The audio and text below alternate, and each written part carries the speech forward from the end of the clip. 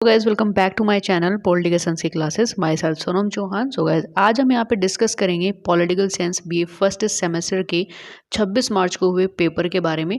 तो थोड़ा सा एनालिसिस करके देख लेते हैं, विश्लेषण करके देख लेते हैं कि किस तरीके के क्वेश्चंस बाकी यूनिवर्सिटी में पूछे जा रहे हैं। तो ये जो पेपर है हमारे सामने ही है अवध यूनिवर्सिटी का। तो यूपी का ही है बट जो यूनिवर्सिटी है वो डिफरेंट है। और सेमेस्टर देखिए सिलेबस सबका सेम ही है बट एग्ज़ाम का जो पैटर्न है वो देखते हैं कहाँ कहाँ क्या क्या रहने वाला है। तो थोड़ा सा एनालिटिक करके देख लेते हैं कि जो भी हम इम्पोर्टेंट आपको बताते हैं उससे कितना ज़्यादा हम इस पेपर में इसको रिलेट कर पाएंगे। तो देखिए कोड नंबर यहाँ पे दिया हुआ है 5032 और बीए फर्स्ट सेमेस्टर का एग्जामिनेशन 2021 से 22 ये 26 मार्च को कंप्लीट हो चुका है।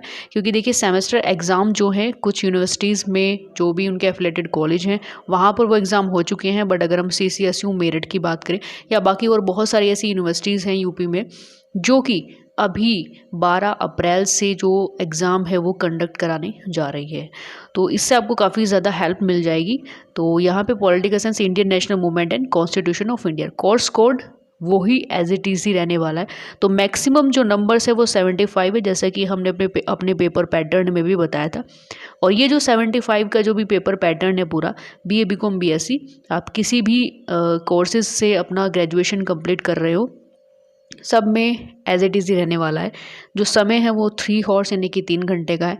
अब यहाँ पे इन्होंने दिया है कि हिंदी और इंग्लिश दोनों ही लैंग्वेज में आपको ये प्रोवाइड होगा।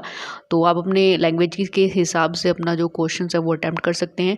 तो कुल यहाँ पे 5 प्रश्नों के उत्तर दिए हैं जो नोट में स्टार्टिंग में इन्होंने दिया हुआ है। और प्रश्न संख्या एक अनिवार्य है, यानी कि यहाँ पे स्टार्टिंग में जो क्वेश्चंस होंगे वो सारे ही अनिवार्य होंगे। तो और फिर खंड अ और ब में प्रत्येक में से 2-2 क्वेश्चंस आपको यहाँ पे करने होंगे, यानी कि 2 पार्ट इन्होंने दिए हैं। सेक्शन ए सेक्शन बी अगर हम इंग्लिश की बात करते हैं तो दोनों ही सेक्शन में से 2-2 क्वेश्चन कोई से भी आप कर सकते हैं और वहाँ पे सभी प्रश्नों के अंक जो होंगे वो समान होंगे। अब यहाँ पे पहला ही देख लीजिए जो कि आपको 200 अगर हम अवध यूनिवर्सिटी की बात करते हैं। देखिए आपको पेपर पैटर्न जो है उस पर थोड़ा सा हट के यहाँ पे आपको टॉपिक देख लेने हैं कि किस तरीके से टॉपिक वहाँ पर पूछे गए हैं। तो ये पहला जो क्वेश्चन है कि 200 शब्दों में इसको एक्सप्लेन करना है। तो ईस्ट इंडिया कंपनी के बारे में है और 1858 का अधिनियम, ये इस तरीके के क्वेश्चन यहाँ पे पूछे गए, यानी कि छोटे छोटे टॉपिक हैं जिनके बारे में आपको 200 शब्दों में इसको एक्सप्लेन करना है। तो ये एक तरीके से वेरी शॉर्ट हो जाते हैं जो कि सारी अनिवार्य हैं। और इसमें भारतीय संविधान में मौलिक कर्तव्य यानी कि fundamental duties in Indian constitution कि हमारा जो भारतीय संविधान है जो हमारे 11 मौलिक कर्तव्य हैं उनको यहाँ पे इस क्वेश्चन में इस आंसर को यहाँ पे देना है। और जो नेक्स्ट क्वेश्चन यहाँ पे लोकसभा अध्यक्ष के बारे में, स्पीकर ऑफ लोकसभा। तो वेरी शॉर्ट क्वेश्चन है आपके यहाँ पे। जितने भी क्वेश्चन है वेरी शॉर्ट है, सारे ही अनिवार्य हैं आपको। तो छोटे छोटे क्वेश्चन जो आपको 200 वर्ड में अपने इसको कंप्लीट करना है, यानी कि 200 शब्दों में इसको आपको कंप्लीट करना है। तो इम्पोर्टेंट क्वेश्चन की वीडियोस आपके लिए बनाई हुई थी मैंने, इसमें सारी चीज़ें बताई थी। देखना इस जितने भी पेपर को हम एनालाइज करेंगे कितने ज़्यादा इसमें आप मैच कर पाओगे, आप ये खुद ही देख लेना। तो लोकसभा अध्यक्ष के बारे में भी आपको बताया है और संविधान से रिलेटेड मौलिक कर्तव्य हैं या मौलिक अधिकार की बात करिए या नीति निर्देशक तत्वों की बात करिए, इससे रिलेटेड क्वेश्चन चाहे वो शॉर्ट में पूछे, वेरी शॉर्ट में पूछे या लॉन्ग में पूछे, आता ज़रूर है। और यहाँ पे वेरी शॉर्ट में पूछा हुआ है, जैसे मौलिक कर्तव्य की बात करते हैं लोकसभा अध्यक्ष, तो इन्होंने क्या कि 200 शब्दों में इसको एक्सप्लेन करना है। तो वेरी शॉर्ट हो गया। अब यहाँ पे सेक्शन ए की बात करें यानी कि खंड ए की बात करें जिसमें है answer any 2 questions from the following is maximum 500 word each.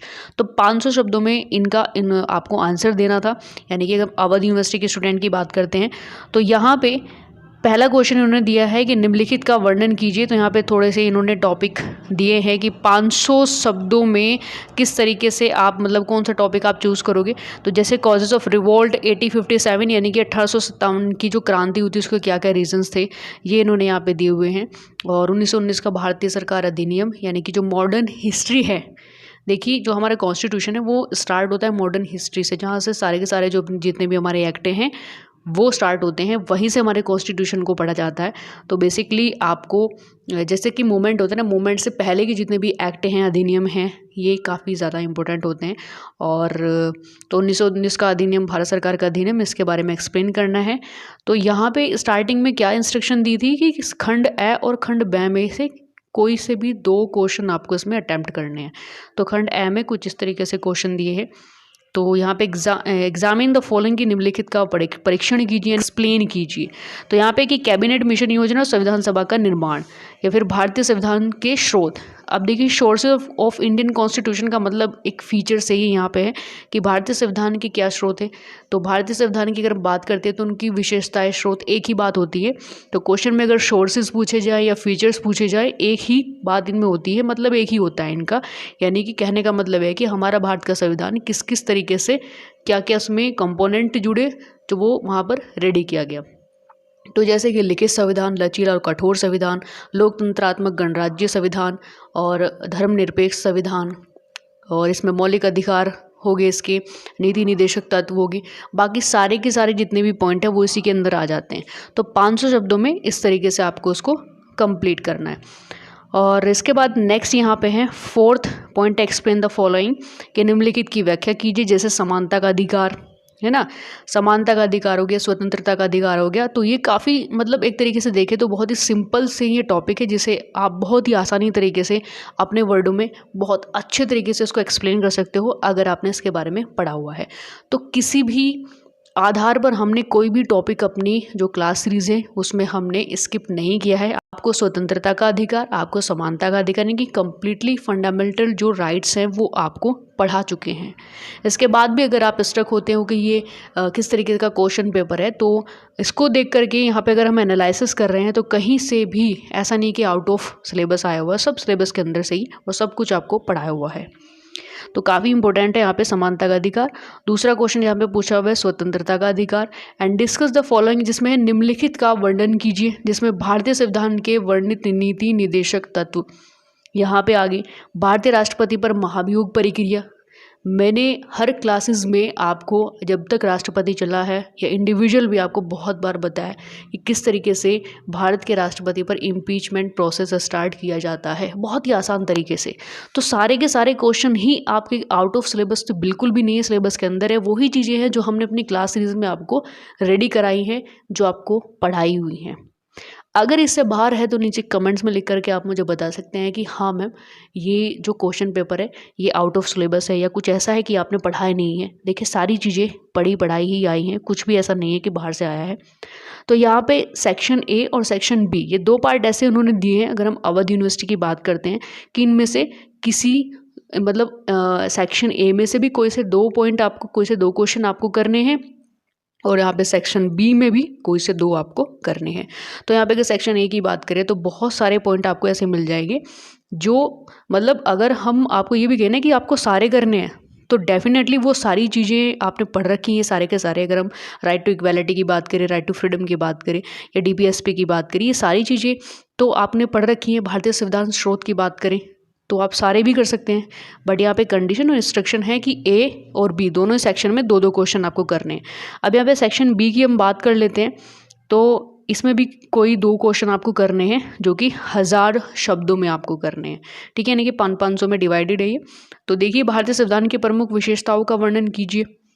विशेषताएं आपको बतानी है, तो ये स्रोत हो गया, विशेषता हो गया। इससे पहले वाले में भी कुछ इसी से रिलेटेड है।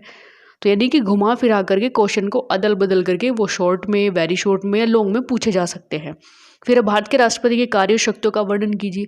ये भी मैंने इंपॉर्टेंट अपनी जो वीडियो लेक्चर आपको बताया था उसमें कि इंपॉर्टेंट क्वेश्चन किस किस तरीके से कौन कौन से आ सकते हैं, कौन से चैप्टर में से आएंगे।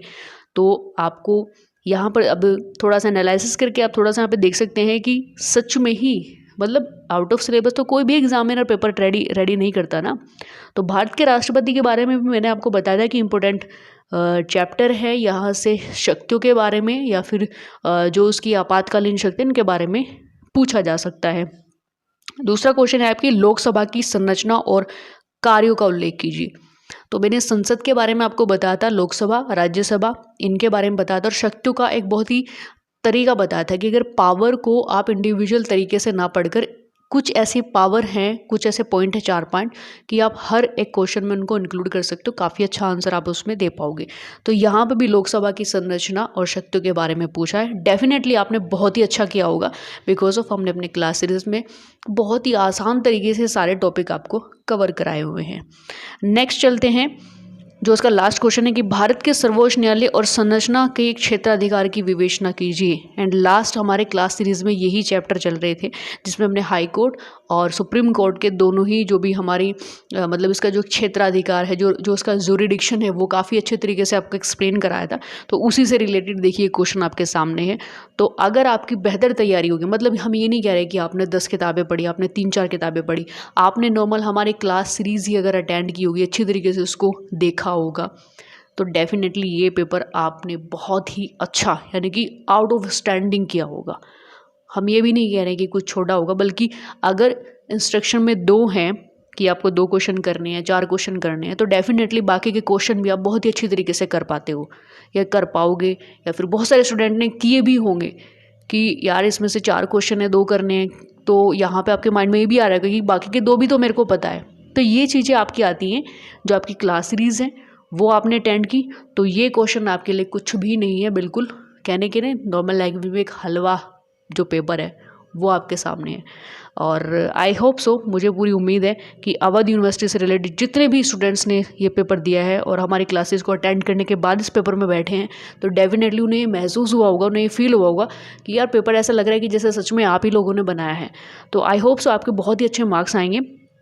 और जहाँ से भी आप अवध यूनिवर्सिटी से, जहाँ से भी आप जिस भी कॉलेज से आप पढ़ रहे हैं पॉलिटिकल साइंस और हमारी क्लासेस जो हैं वो अटेंड करते हैं, तो नीचे कमेंट्स में लिख करके बताइए कैसा रहा आपका पेपर।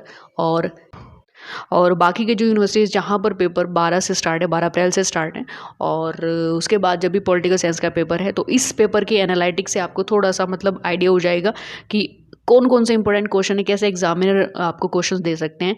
तो जितनी भी हमारी क्लास सीरीज़ की जितने भी हमारे लेक्चर्स हैं, टॉपिक है, आप सारे के सारे अटेंड करो। बाकी किसी भी बुक्स को पढ़ने की ज़रूरत नहीं है। या फिर आप बहुत सारे स्टूडेंट्स हैं, उन्होंने क्वेश्चन किया कि मैम अमेंडमेंट वाला तो आपने कराया नहीं है। उस क्लास सीरीज़ में भी एग्जैक्टली आपको वही टॉपिक मिलेंगे जो कि एग्ज़ाम के पॉइंट ऑफ व्यू से इंपॉर्टेंट होंगे। तो फटाफट से अपना जो भी क्लास सीरीज़ अभी तक नहीं देखी तो कोई घबराने वाली बात नहीं है। 38, 39 वहाँ पे क्लासेस है, एक दिन बैठ करके सारी देख लो। पेपर में जब बैठोगे तो आपको ये लगेगा कि सच में बहुत कुछ आप पढ़ करके गए हो और डेफिनेटली बहुत अच्छा पेपर आप कर पाओगे। तो गाइस उसको चेकआउट जरूर करो। नीचे डिस्क्रिप्शन में पूरी क्लास सीरीज़ का लिंक मिल जाएगा या वीडियो के एंड में आपको प्रोवाइड हो जाएगा, तो जाकर के चेकआउट ज़रूर करो। एग्ज़ाम ज़्यादा दूर नहीं है, डेट शीट आपके हाथ में है, अब आपको प्रिपेयर करना है, अब आपको रिवीजन करना है। और इसके अलावा हम कोशिश करते रहेंगे कि जिन भी यूनिवर्सिटीज़ में पॉलिटिकल साइंस के पेपर हो चुके हैं वो पेपर हमारे तक पहुँचे, एनालिटिक करें, हमको एनालिसिस करें और आंसर कीज़ आपको प्रोवाइड कराएं। तो वैसे डेफिनेटली इस क्वेश्चन को देखने के बाद मुझे तो ये पक्का यकीन है कि अगर आपने क्लास सीरीज़ अटेंड अच्छे से की होगी तो डेफिनेटली आपको बहुत ही अच्छा पेपर जाने वाला है। तो इसमें कोई दो राय नहीं है, इसमें कोई डाउट नहीं है। और आप अच्छे से पेपर करो, अच्छे से अपनी तैयारी करो। तब तक के लिए जो भी सेकंड सेम की जो भी क्लासेस है वो जल्दी स्टार्ट हो जाएंगी। हम कोशिश करेंगे कि नेक्स्ट मंडे से सेकंड सेम की जो क्लासेस है वो स्टार्ट हम करा दें, क्योंकि जो जहाँ पर पेपर हो चुके हैं वो सेकंड सेम की प्रिपेयर में अब लग चुके होंगे, तो उनके लिए भी है। तो तब तक के लिए अपना बने रहिए, अपना रिविज़न करिए, अच्छे से पढ़िए, अच्छे से अपना पेपर दीजिए। वीडियो पसंद आती है तो लाइक करना है, शेयर करना है ज़्यादा से ज़्यादा, और अगर पहली बार अटेंड करते हैं सब्सक्राइब नहीं किया तो सब्सक्राइब जरूर करना है। नीचे बेल आइकन को प्रेस करना है ताकि हर एक वीडियो के अपडेटिंग की नोटिफिकेशन आप तक पहुँचते रहे। तब तक के लिए जय हिंद, जय भारत।